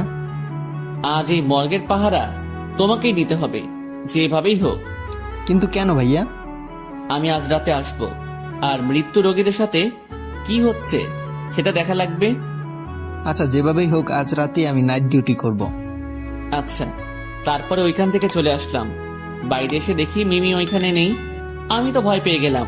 তারপরে খুঁজতে খুঁজতে মিমিকে দেখলাম এক ডাক্তারের চেম্বারে বসে আছে। ডাক্তারটি মধ্যবয়সী। আমি রুমে ঢুকে মিমিকে বললাম, আপনি এখানে কি করছেন? আপনাকে আমি সারা জায়গায় খুঁজে বেড়াচ্ছি। আমি ফুপার সাথে গল্প করছিলাম। ফুপা মানে? এইটা আমার ফুপা, ডাক্তার রহমান। ও, আসসালামু আলাইকুম আঙ্কেল। ওয়ালাইকুম আসসালাম। আচ্ছা তখন এত তাড়াতাড়ি ওখান থেকে আসলে কেন? তুমি তো কিছুই বললে না।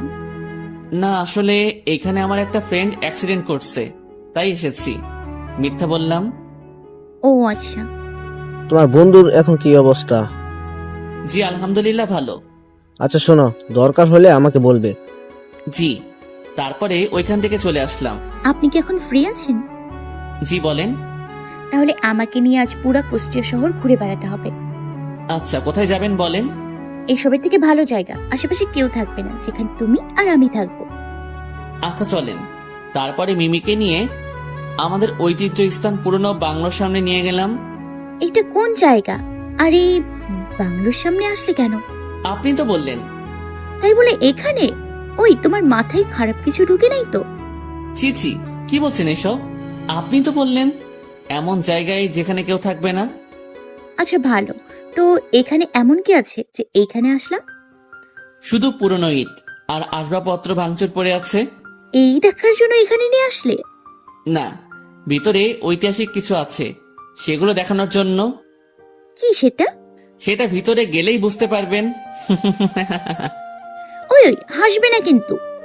আচ্ছা। তারপরে আমি আর মিমি ভিতরে গেলাম। উদ্দেশ্য আজ পুরনো বাংলোতে রোম্যান্স হবে, তবে আপনারা চুপ, মিমি যেন জানতে না পারে। তারপরে মিমিকে নিয়ে ভিতরে গেলাম, আর ভিতরে অন্ধকার থাকার জন্য কিছু দেখা যাচ্ছিল না। তাই ফোনের ফ্ল্যাশ লাইট বের করে যেতে লাগলাম। মিমি আগে আগে আর আমি পিছনে পিছনে। ওই আমার কিন্তু ভয় লাগছে। সে কি, আপনি আমার থেকে বড় হয়ে ভয় পাচ্ছেন? ভয় কি ছোট দেখে হয় নাকি? জানি না তো। ভালো। তারপরে আমি হাঁটতে লাগলাম। হঠাৎ করে জোরে কিছু উড়ে যাওয়ার শব্দ শুনে মিমি পিছন ফিরে আমার দিকে এক লাফ দিয়ে আমার কোলে উঠে পড়ল। আরে আরে, কি করছেন? কোল থেকে নামেন। না, আমার ভয় করছে। আমি তোমার কোলে থাকি প্লিজ। না, আমি আপনার মতো মোটুকে কোলে নিতে পারবো না। কি বললে? আমি মোটু? হুম। যা, তোর কোলে উঠবো না। বলে মিমি নেমে সামনে হাঁটতে লাগলো। রাগ করেছে? ওয়েট, জানো রাগ দেখাচ্ছি। বলে লাইটটা অফ করে দিয়ে মিমি অনেকখানি দূরে চলে গেলাম। এইদিকে মিমি লাইট অফ করা দেখে ভয় শেষ। অন্ধকারে পিছনে হাতিয়ে আমাকে পেল না। মিমি আমাকে ডাকতে লাগলো। আমি কোনো জবাব দিচ্ছি না। মিমি এবার ভয় কাঁদতে লাগলো। মিমির কাঁদার আওয়াজ শুনে তাড়াতাড়ি লাইটটা জ্বালিয়ে দেই। মিমি আমাকে দেখে আমার দিকে দৌড়ে চলে আসে আর শক্ত করে আমাকে জড়িয়ে ধরে। মিমি এখনো কান্না করেই যাচ্ছে। আরে পাগলি, কান্না করছো কেন? আমি এই প্রথম মিমিকে তুমি করে বললাম। মিমি কোনো কথা বলছে না। কি হলো, কথা বলছো না কেন? জানো তোমাকে এইখানে কেন এনেছি? কেন? তোমার সাথে রোম্যান্স করার জন্য। আমার কথা শুনে মিমি আমার দিকে তাকালো। আমি এইবার আর কিছু না বলে মিমিকে জড়িয়ে ধরে কিস করতে লাগলাম। মিমি আমাকে ছাড়ানোর চেষ্টা করতে লাগলো, কিন্তু পারলো না। আমি কিস করে যাচ্ছি। বেশিক্ষণ পরে মিমিও আমার সাথে রেসপন্স দিতে লাগলো। আমি পিছনে, মিমি আগে। আমরা কিস করতে করতে এগোতে লাগলাম। হঠাৎ কিসের সাথে পা বেঁধে পড়ে গেলাম। মিমি নিচে আর আমি ওপরে, কিন্তু অদ্ভুত বিষয় আমাদের কারো লাগলো না।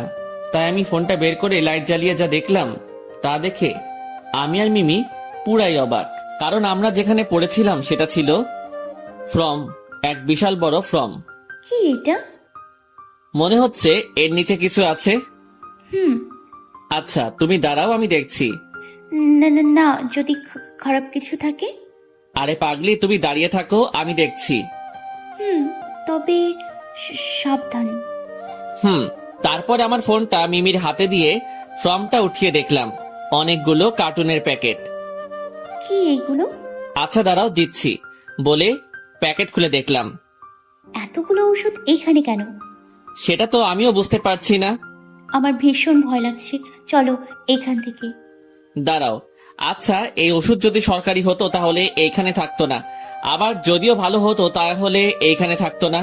আমার মনে হচ্ছে এই ওষুধ ব্ল্যাক ওষুধ, আর এই ওষুধ মানুষের ভালোর জন্য নয়।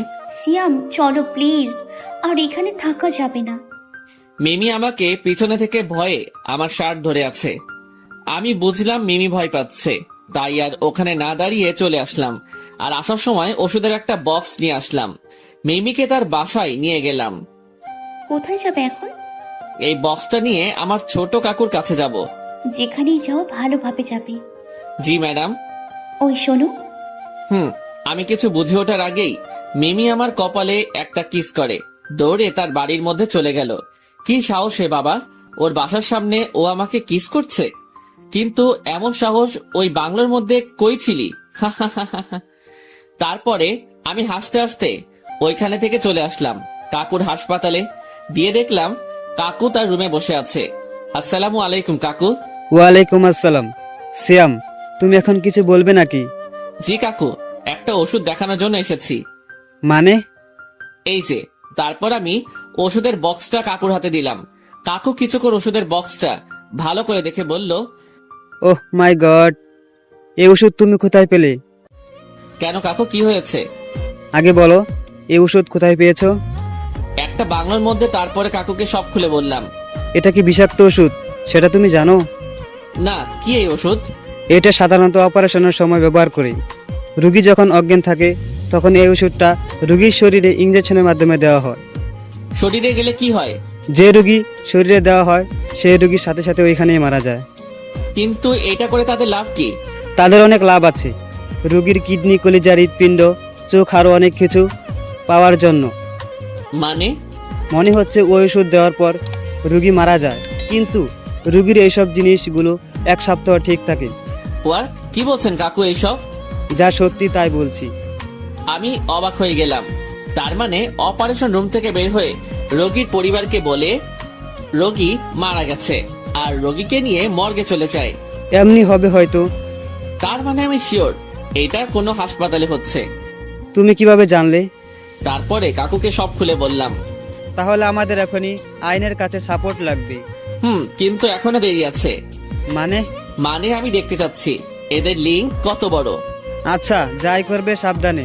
আর একটা কথা, যত তাড়াতাড়ি সম্ভব শুরু করো, না হলে সাধারণ মানুষ ওইখানে গেলে শুধু মরতেই থাকবে। জি কাকু। তো মিস্টার সিআইডি সিয়াম, আমাদের বাসায় আর যাওয়া হয় না কেন? আসলে কাকু অনেক ব্যস্ত থাকি তো তাই। তোমার কাকি তোমাকে যেতে বলেছে? আচ্ছা, একদিন সময় করে যাব। আচ্ছা। তারপরে ওইখান থেকে চলে আসলাম আব্বুর কাছে, মানে পুলিশ স্টেশনে। আব্বুর রুমে ঢুকে দেখলাম আব্বু নেই। থুক্কু, এখন আব্বু বলা যাবে না। তারপরে হাবিলদার চাচাকে জিজ্ঞাসা করলাম স্যার কোথায়। হাবিলদার চাচা বলল স্যার ভিতরে আছে। তাই আমিও ভিতরে গিয়ে দেখলাম একটা ছেলেকে উড়ুধুরু পিটাচ্ছে। স্যার ওনাকে এভাবে মারছেন কেন? তারপরে স্যার যা বলল তা শুনে পুরাই অবাক হয়ে গেলাম। কি হয়েছে স্যার? ওনার কাছে একটা ডোজ পেয়েছি। কি ডোজ? এটা এমন এক ভাইরাস যেটার যদি মুক্ত জায়গা বা পানির মধ্যে দেওয়া যায় তাহলে এই মারাত্মক ভয়াবহ বিষ পান করলে বা নিঃশ্বাসের সাথে মিশে গেলে মানুষ সাথে সাথেই মারা যাবে। কি হচ্ছে এইসব? কিছুই তো বুঝছি না।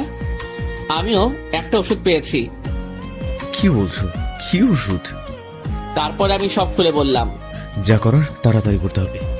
এইভাবে চললে কিছুদিনের মধ্যে সারা দেশের মানুষ ধ্বংস হয়ে যাবে, আর বেঁচে থাকবে না, কেউ বেঁচে থাকবে না। আর ডাক্তারদের কিংবা আইনের প্রতি কারো বিশ্বাসও থাকবে না। জি, যত তাড়াতাড়ি সম্ভব আমি দেখছি। Okay sir. তারপরে স্যার চলে গেল। এইদিকে আমি ওই লোকটির সামনে গেলাম। লোকটি আমার থেকে বড়, আব্বুর বয়সী, তাই আঙ্কেল বলেই ডাকলাম। আঙ্কেল, আপনি সত্যি করে বলেন তো এই ভাইরাস কোথায় পেয়েছেন? জানি না। দেখেন, আপনি এই দেশের নাগরিক, আমরাও এই দেশের নাগরিক, আর আমি কেউ চাই না যে আমাদের দেশের ক্ষতি হোক। কিন্তু আমি এখন চাই। কিন্তু কেন? এই দেশের নাগরিক হওয়ার জন্য আজ আমি নিঃস্ব হয়ে গেছি। কিভাবে? আজ থেকে 10 বছর আগের কথা। আমি বাংলাদেশের নামকরা সায়েন্টিস্ট ছিলাম। আমার কাজ ছিল শুধুমাত্র মানুষের ভালো করা, আর মানুষ কিভাবে কি করলে তাদের কল্যাণ হবে সেটা নিয়ে পড়ে থাকা। একদিন কৃষকের কথা ভেবে, তাদের কথা চিন্তা করে অনেক কষ্টে প্রায় 2 মাস ধরে একটা বীজ তৈরি করেছিলাম, যেন কোনো কৃষকদের এত কষ্টের ফসল যেন বিফলে না যায়। সেই বীজের সাথে একটা অ্যান্টিডোজও বানিয়েছিলাম। সেটা ছিল মানুষের কাছে ভাইরাসের মতো, কিন্তু সেটা বীজের জন্য উপযুক্ত ছিল। কিন্তু একদিন হঠাৎ কি থেকে যেন কি হয়ে গেল, কিছুই বুঝলাম না। আমি বাসা থেকে ল্যাবে গিয়ে দেখলাম সবকিছু এলোমেলো হয়ে আছে, সবকিছু ভেঙে পড়ে আছে। কিন্তু তার থেকে বেশি অবাক হলাম, আমার ফর্মুলা একটাও নেই। তখন টিভিতে দেখলাম আমার তৈরি বীজের ফর্মুলা দিয়ে আমার ছোট্ট কালের বন্ধু স্বীকৃতি পেয়ে গেল। আর ফর্মুলা দ্বিতীয়টা আমি তৈরি করেছি, আর সেটা মানুষের খারাপের জন্য করেছি। এটা বলার কারণে আমাকে পুলিশে ধরে নিয়ে গেল। সেদিন আমি অনেক বলেছিলাম পুলিশ কমিশনারকে, কিন্তু সে আমার কথা শোনেনি, বরং তিনিও আমার বন্ধুর সাথে মিলেছিল। তখন থেকে আমি প্রতিজ্ঞা করি যে আমি আর কারো ভালোর জন্য কিচ্ছু করব না। এমন কিছু করব যেটার জন্য এই দেশের সবার ক্ষতি হয়। আচ্ছা, মানলাম আপনারা সাথে অন্যায় করা হয়েছে, আর এই ভাইরাসে যদি আপনারও কোনো ক্ষতি হয়? আমার কিছু হইবে না, কারণ আমার কাছে এর ইন্ট্রোডোজ আছে। আমরা তো এখন চাইলে আবার আমাদের দেশটাকে রক্ষা করতে পারি। সেটা কি করে করব? করেও কি আমার আগের দিনগুলো ফিরে আনতে পারবো? না, তবে সরকার থেকে পুরস্কারের ব্যবস্থা করে দিব। সত্যি? কিন্তু আমার এই ফর্মুলার দ্বিতীয়টা নিয়ে নেয় আমার ওই বন্ধু। তাহলে এখন কি হবে? আমার কাছে ইন্ট্রোডোজ আছে, সেটা দিয়ে আমি সবকিছু ঠিক করতে পারবো। তাহলে এখনই চলেন। তারপরে চলে গেলাম তার সেই বন্ধুর কাছে, আর তাকে পেয়েও গেলাম। ওই লোকটিকে দেখার সাথে সাথে আমার সাথে আসা লোকটি ওর কাছে দৌড়ে গিয়ে একটা ঘুষি মেরে তাকে মাটিতে ফেলে দিল। এই বছরের রাগ তার জন্য। কিন্তু ওনাকে কিছু করতে দিলে হবে না, যা করার আমাকেই করতে হবে। আমি ওনার সামনে গিয়ে বললাম, আপনি এই দেশের মানুষ হয়ে এত জঘন্য কাজ কিভাবে করতে পারলেন? দেশ দেশ দিয়ে কি করব? আজ রাতে আমরা এই দেশ ছেড়ে চলে যাব। লজ্জা করে না? এই দেশের নাগরিক হয়ে এই কথা বলতে? নাগরিক হয়ে কি করব? এই দেশের বিনিময়ে পেয়েছি কোটি কোটি টাকা।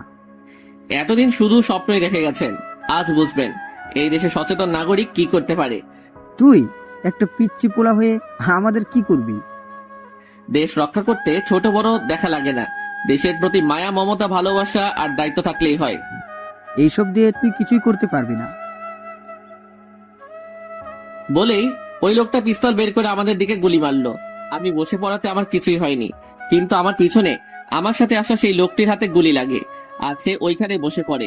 এটা দেখে আমার মাথা চরম পর্যায়ে চলে গেল। আমিও পেছন থেকে পিস্তলটা বের করে ওর পায়ে গুলি করলাম। ওর পায়ে গুলি লাগতেই ও চিৎকার করে বসে পড়লো। আমি ওই লোকটির কাছে দৌড়ে গিয়ে টেনে একটা চড় দিলাম। যতই আমার বড় হোক, কিন্তু আইনের কাছে অপরাধী সমান। যাই হোক, তারপরে তাদের হাসপাতালে নিয়ে ভর্তি করিয়ে দিলাম আর বাইরে করা সিকিউরিটি দিয়ে রাখলাম। এইদিকে রাত হয়ে গেল। রাত 11টার পরে হাসপাতালে একটু নির্জন হয়ে গেল। সেই সুযোগে আমি হাসপাতালের ভিতরে গিয়ে রাজকে সাথে নিয়ে মর্গে গেলাম। মর্গের সামনে আসতে, রাজ তুমি এখানে দাঁড়িয়ে থাকো, আমি ভিতরে গিয়ে দেখে আসছি। ওকে ভাইয়া। আর কেউ আসলে আমাকে আগে বলে দিবে। জি ভাইয়া, আপনি যান। তারপরে আমি ভিতরে চলে গেলাম। ভিতরে লাইট বের করে একটা লাশের শরীরের চাদর খুলে দেখলাম। তার সারা বুকে সেলাই করা আর সারা শরীরে রক্ত বেঁধে আছে। আর চোখের দিকে তাকিয়ে দেখলাম চোখও নেই। এইটা দেখে কি করবো সেটা বুঝতে পারছি না। ওইখানে আর না থেকে বাইরে চলে আসলাম। কি হয়েছে ভাইয়া, এখন কি করবেন? আর বসে থাকা যাবে না, অনেক হয়েছে আর নয়। তুমি এখনই এইখানে গিয়ে এইগুলো নিয়ে পাশের হাসপাতালে নিয়ে আসো। জি ভাইয়া। তারপরে রাত চলে গেল আর আমিও পাশের হাসপাতালে চলে গেলাম। ওনাদের কাছে কেবিনে ঢুকে দেখলাম পরে ধরা লোকটি বসে বসে আপেল খাচ্ছে। আমাকে দেখে বলল, আরে ছোট বাবা, তোমাকে তো খুঁজছি। ইস, এখানে ভর্তি করে আমাকে খুব ভালো করেছো। লোকটি হাসতে হাসতে বলল। এইটা দেখে আমার মাথা পুরো আগুন হয়ে গেল। আশেপাশে তাকিয়ে দেখলাম কিছু নেই। তখন আমার পিছনে থাকা পিস্তলটা বের করে পিস্তলের উল্টা পিঠ দিয়ে তার মাথার উপর বসিয়ে দিলাম। ওর মাথা বাড়ি দেওয়ার সাথে সাথে ওর মাথা ফেটে রক্ত বের হচ্ছে। এর মধ্যেই রুমের মধ্যে নার্স ঢুকলো। এ কি করছেন? রুগীর সমস্যা হবে তো। কিছু হবে না। কে আপনি? বলে যে চিৎকার করতে যাবে তার আগে আমি বললাম, ওই চুপ, একটা শব্দ করলে এটা দিয়ে মাথার খুলি উড়িয়ে দিব। পিস্তলটা ওই নার্সের মাথায় ধরে বললাম। পিস্তল দেখে নার্সের মুখ দিয়ে কোনো কথা বের হচ্ছে না, বরং ভয় কাঁপতে লাগলো। এবার আমি ওই লোকটিকে বললাম, এবার বল তোর সাথে থাকা পার্টনারের নাম। মরে গেলেও বলবো না। তোকে তো বলাই লাগবে। আর তোর সাথে যে থাকে সে যে পাশের হাসপাতালের কোনো ডাক্তার, এটা ভালো করে জেনে গেছি। শুধু জানিস পাশের হাসপাতালের কেউ, কিন্তু কে সেটা তো জানিস না। লোকটির হাসা দেখে আবার মাথা গরম হয়ে গেল। একে দেশে নাগরিক হয়ে এসব করে বেড়াচ্ছে, আবার মানুষের জীবন নিয়ে খেলছে। নার্সের হাতে দেখলাম অপারেশন প্লেট। ওর ভিতর থেকে কেঁচো আর ইঞ্জেকশন নিয়ে ইঞ্জেকশনটা ওর হাতের মধ্যে ঢুকিয়ে দিলাম আর কেঁচোটা ওর গালের মধ্যে ঢুকিয়ে দিলাম। সাথে সাথে তার গাল ফুটো হয়ে কেঁচো বেরোতে চলে গেল। লোকটি গোংরাতে লাগলো। এটা দেখে নার্স ঠাস করে ওইখানে পড়ে গেল। এবার বল বলে আবারও একটা কেঁচো হাতে নিলাম। বলছি বলে ওই লোকটি সব খুলে বলল। আমি শুনে ওইখানে আর না থেকে আব্বুকে ফোন দিয়ে বললাম এই হাসপাতালে আসতে, বলে আমি চলে গেলাম। এইদিকে হাসপাতালে গিয়ে ওই ডাক্তারের কেবিনে গেলাম। আরে শ্যাম, তুমি কেমন আছো? আমি কোনো কথা বললাম না। পাশে একটা কাঠের চেয়ারে পড়েছিল, ওইটা তুলে মাথার উপরে একবারই বাড়ি দেওয়ার সাথে সাথে উনি জ্ঞান হারিয়ে ফেলেন। রুমের ভিতরে শব্দ শুনে বাইরে থেকে সিকিউরিটি গার্ড ভিতরে আসলো। ওই কে আপনি? ওই কোনো কথা হবে না, বেশি কথা বললে সবাইকে এইখানে শুয়ে রাখবো। আমি পিস্তল বের করে বললাম। আমার পিস্তল দেখে সবাই পিছনে সরে গেল। কিছুক্ষণের মধ্যে আব্বু চলে আসলো। আব্বুকে সব খুলে বললাম। তারপরে ওনাকে নিয়ে গেল। আমার ভালো না লাগার কারণে আমি বাসায় চলে আসলাম। এইদিকে রাতে কিছুতেই ঘুম আসছে না, তাই আর ঘুমিয়ে না থেকে মিমির বাসার উদ্দেশ্যে রওনা দিলাম। রাত তখন 12টা বাজে। আমি মিমির বাসার সামনে গিয়ে কলিং বেল বাজাতেই দরজা খুলে দিল। আরে সিয়াম বাবাজি, এত রাতে? আসলে মিমির আব্বু আর আমার আব্বু ছোটকালের বন্ধু, আর তারা অনেক আগে থেকে আমাদের বিয়ে ঠিক করে রেখেছিল। আমরা সেটা জানতাম না, কিছুদিন আগে আমি জেনেছি। মিমি এখনো জানে না। জি আঙ্কেল, মিমি কোথায়? ও তো আর রুমে ঘুমাইতেছে। কাল কালকে সবাই আমার বাসায় চলে আসবেন। কালকে আমরা বিয়ে করছি, আর এখন আমি ওকে নিয়ে গেলাম। কিন্তু কোনো কিন্তু নয়। তারপরে মিমি রুমে ঢুকে ওকে কোলে তুলে নিয়ে চলে আসলাম। ছেলেটির ভীষণ সাহস, না হলে কি এইভাবে তার পরিবারের সামনে এইভাবে তার মেয়েকে কুলে তুলে নিয়ে যেতে পারে? দেখতে হবে না জামাইটা কার? থাক, আর বলতে হবে না। এইদিকে আমি মিমিকে আমার রুমে নিয়ে গিয়ে আমার বেডের উপরে আমার বুকের উপর শুয়ে রাখলাম। ইস, এখন কি শান্তি। মিমি এখনো ঘুমাচ্ছে, আমিও মিমিকে জড়িয়ে ধরে ঘুমিয়ে পড়লাম। এইদিকে ভোর রাতে মিমি চোখ খুলে দেখে সে যেন কার বুকের উপর শুয়ে আছে। সে প্রথমে ভয় পেয়ে গেল। যেই চিৎকার দিতে যাবে তার আগেই আমার মুখ প্রথমে ভয় পেয়ে গেল। মিমির অবাকের চেয়ে বেশি খুশি হয়েছে, আর কিছু না বলে আমাকে জড়িয়ে ধরে আবারও শুয়ে পড়লো। তারপরে আর কি, দুই পরিবারের মতে আমাদের বিয়ে হয়ে গেল। কিন্তু সেই দিন রাতের কাহিনীটা মিমির কাছে অজানাই রয়ে গেল। তাতে আমার কি, আমি তো তাকেই বউ হিসেবে পেয়েছি, আমার একমাত্র সিনিয়র বউ, যে সবকিছু আমাকে শিখাবে। এই যে বর সাহেব, এত না হেসে সেই দিনের ঘটনা খুলে বলেন। সেটা তো বলা যাবে না। প্লিজ প্লিজ বলো না, খুব শুনতে ইচ্ছে করছে। সেটা না হয় পরবর্তীতে শুনবে। ঠিক আছে, তাহলে বলতে হবে না কিন্তু। প্রমিস। তাহলে আমাদের ভালোবাসাটা হলো সিনিয়র বউয়ের ভালোবাসা। আর আমাদের এই ফিল্মের ডায়লগটা কি বলো তো? কেন? সিনিয়ররা সব বুঝে। এই হাসাহাসি পরে, চলো চলো বাসরটা সেরে ফেলি। সেটা না হয় পরবর্তীর জন্যই রয়ে গেল। হ্যাঁ।